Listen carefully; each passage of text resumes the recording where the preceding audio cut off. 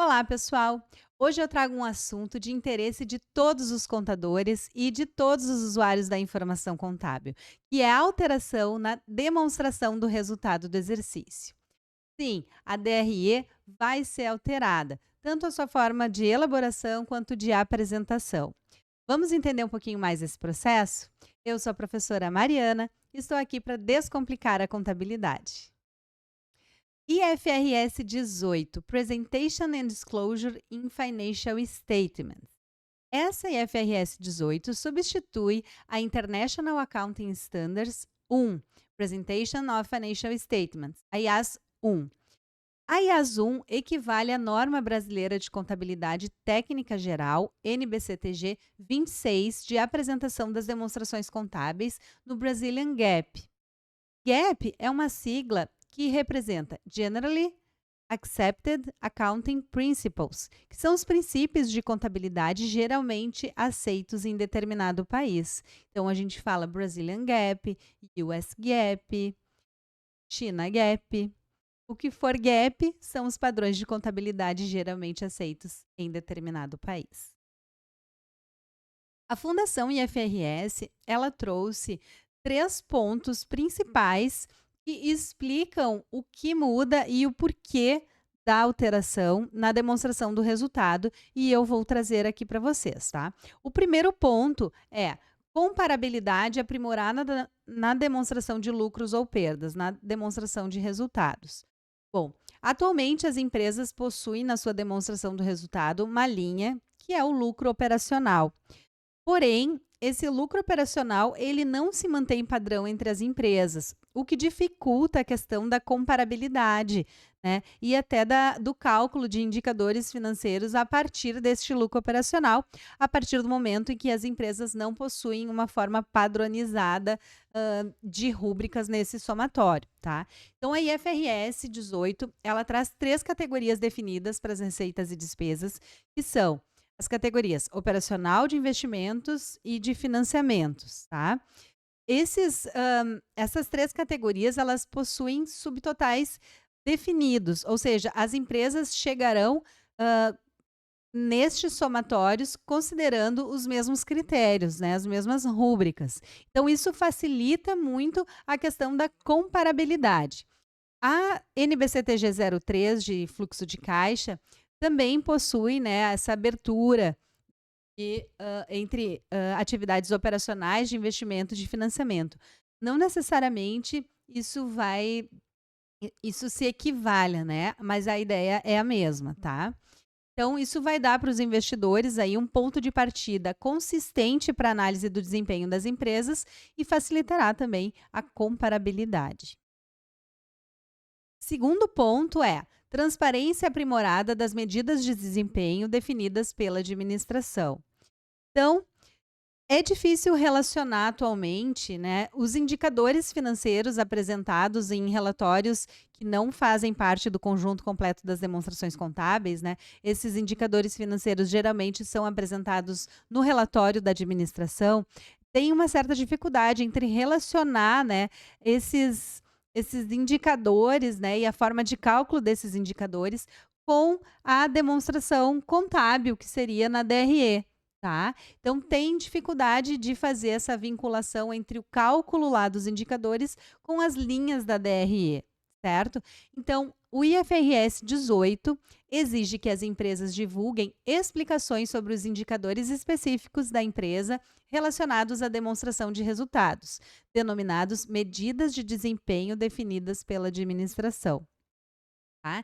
Então, isso vai ficar mais claro, vai ficar mais fácil correlacionar esses indicadores de desempenho com as medidas de desempenho definidas pela administração, que vai estar divulgado, né, nas demonstrações contábeis. Então, as novas exigências melhorarão a disciplina e a transparência dessas medidas de desempenho definidas pela administração e, no caso das demonstrações, as demonstrações financeiras estejam sujeitas à auditoria, essas medidas também estarão.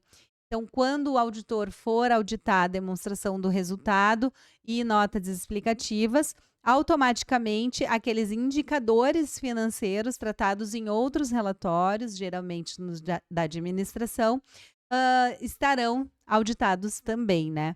O conjunto completo das demonstrações contábeis, ele não engloba o relatório da administração. E o auditor independente, ele dá uma opinião sobre se o conjunto completo das demonstrações contábeis estão livres de erros relevantes, né. Então, fica esse descompasso com informações extremamente úteis e relevantes no relatório da administração, em descompasso, né, de forma, separada, né, do conjunto completo das demonstrações contábeis, sem que o usuário consiga fazer essa correlação. Então, essa medida, ela traz, então, essa transparência maior, né, dessas medidas de desempenho, correlacionando, então, fazendo, de certa forma, indiretamente, um vínculo entre os indicadores financeiros e as demonstrações contábeis. Terceiro ponto, agrupamento mais útil de informações nas demonstrações financeiras. A análise de desempenho das empresas pelo investidor é prejudicada se as informações forem muito resumidas ou muito detalhadas. Então, a IFRS 18 estabelece orientações aprimoradas quanto à organização das informações e se elas devem ser fornecidas nas demonstrações financeiras primárias ou nas notas explicativas, tá? Espera-se que as alterações forneçam informações mais detalhadas e úteis. Então, as despesas operacionais, né, têm uma maior transparência a partir dessas orientações que vêm junto da IFRS 18, ajudando os investidores a encontrarem e entenderem as informações que precisam. Bom, a partir dessas alterações, eu elaborei aqui a nova demonstração do resultado do exercício, de acordo com as informações da Fundação IFRS, tá? Tem vários materiais bastante interessantes disponibilizados já lá. Eu vou colocar na descrição desse vídeo esses materiais. Tem um material da Deloitte também bastante interessante que auxilia na montagem dessa demonstração do resultado. Então, assim, a demonstração do resultado, ela parte da receita líquida, né, assim como já havia sendo, menos custo dos produtos vendidos, CMV, né, da mercadoria vendida, ou custo dos serviços prestados, igual a lucro bruto, né? Essa abertura aqui por função. Até então, nada mudou, né? Então, receita líquida menos custo igual a lucro bruto. Aí vem a primeira categoria aqui, que são as receitas e despesas operacionais. O que que entra? Outras receitas operacionais e outras despesas operacionais, tá? Elas já estavam aqui nessa linha, né, de resultado operacional já, mas aqui vem outras receitas aqui em cima e outras despesas aqui embaixo. Despesas com venda, com P&D, despesas gerais e administrativas, perda com impairment, tá? Aqui tem um misto, então, de abertura tanto por natureza quanto por função. Então, aqui a gente tem o lucro ou prejuízo operacional. Depois, nós temos as receitas e despesas oriundas das operações de investimento, tá? Então, participação no lucro e resultados de equivalência patrimonial de coligadas e joint venture, outros rendimentos de investimentos. Financiamento, tá? Despesas de juros sobre empréstimos e passivos de arrendamento, despesas de juros sobre responsabilidades com pensões e despesas com provisões, tá? Então, aqui a gente tem as atividades de financiamento e aqui em cima as de investimento. Percebam que as receitas e despesas financeiras, nós não temos mais esse grupo, né? As despesas e receitas financeiras agrupadas. Agora elas estão distribuídas entre essas categorias, né? E aí temos lucro ou prejuízo antes do imposto de renda e contribuição social, despesa com imposto de renda e contribuição social, lucro ou prejuízo das operações continuadas, o resultado de operações descontinuadas igual ao lucro ou prejuízo líquido do exercício. Então, essa é a nova cara da nossa demonstração do resultado, né? Então, são mudanças substanciais, né? Que vinham em comparação com as que vinham sendo apresentadas e pela justificativa, né, da Fundação IFRS, hã, é muito interessante a gente ver, assim, essa evolução, né, esse caráter social, né, da contabilidade. A contabilidade não vista só como uma ciência aplicada, né, considera apenas ali os números e tal, o lucro, o prejuízo. Não, aqui há a clara preocupação com a utilidade da informação, com a correlação da informação com outros relatórios, né, que não fazem parte do conjunto completo das demonstrações financeiras. Então é muito legal de ver essa evolução da contabilidade. Vamos para o nosso ambiente brasileiro. Nós temos aqui as normas brasileiras de contabilidade, que são convergentes com a IFRS. O Brasil não adota o modelo Full IFRS, que é o modelo completo, né? Que é a simples tradução da norma internacional, né? Nós temos algumas diferenças locais, tá? Então, normas brasileiras de contabilidade convergentes com a IFRS, que se considera sim IFRS. Comissão de Valores Mobiliários, que também regulamenta, né, o mercado de capitais no Brasil. Essa agência supervisora do mercado de capitais também ah, está convergente, né, alinhada com o IFRS. Então, em termos de ambiente de CVM com o Conselho Federal de Contabilidade, né, se tem um alinhamento, né, dentro das normas internacionais de contabilidade. Porém, nós temos no Brasil a figura da lei, né, a legislação societária brasileira, representada aí principalmente pela Lei 6404 de 76. No artigo 177, diz o seguinte, que a CVM, né, deve seguir os padrões internacionais de contabilidade. Tá? E ok, a CVM segue, né, em consonância aí com o Conselho Federal de Contabilidade. Porém, a Lei 6404, ela possui o artigo, por exemplo, 187, que especifica questões sobre a demonstração do resultado e de outras estruturas, né?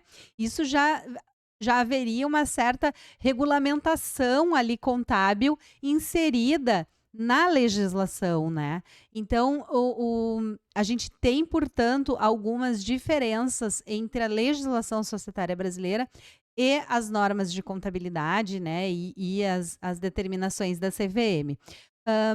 Há, então, já um movimento no Brasil para que se desregulamente, contabilmente, a Lei 6404 para deixar essa regulação a cargo, então, das instituições que têm competência para isso, né, principalmente o Conselho Federal de Contabilidade e a CVM aí no âmbito das companhias, né.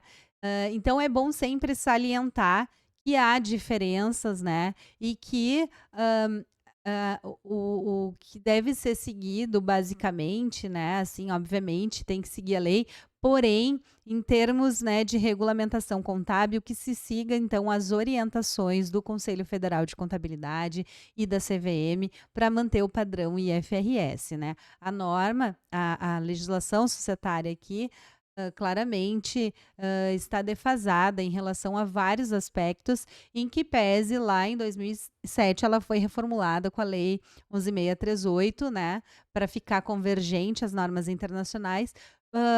Porém, as normas vão evoluindo, né, o IFRS vai, estudando, vai trabalhando, e aqui no Brasil, em paralelo, também se faz todo esse estudo, do impacto, né, social e técnico aí das normas, e a lei não acompanha todas essas alterações. Mas é importante a gente saber, então, que tem também essa lei, inclusive, concursos públicos, né, tratam muito dessas determinações da lei, então o candidato sempre tem que ficar, observando, né, o que está se tratando ali, em que contexto, porque sim, pode apresenta, né, na verdade, diferenças e diferenças substanciais. O IFRS ele é adotado por mais de 158 países, então uma alteração como essas, demonstra a relevância, né, e a importância do entendimento para que as informações estejam padronizadas em todos esses países. Bom, pessoal, espero que tenham gostado dessas informações, espero que lhes seja útil. Eu particularmente, né, adorei essas alterações, na nossa DRE.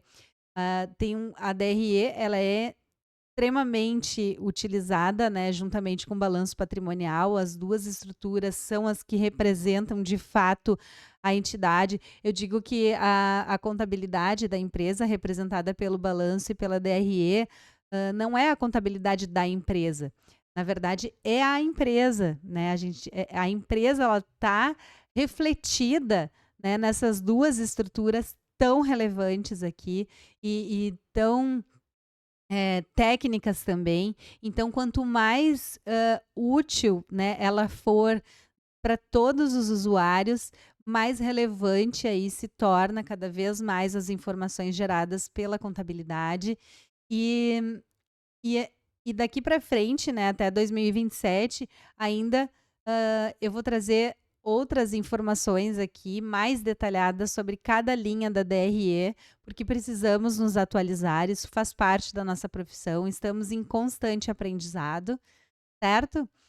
Se gostou do vídeo, então, inscreva-se no canal, ative o sininho para as notificações, curta, compartilhe com os colegas e até o próximo vídeo.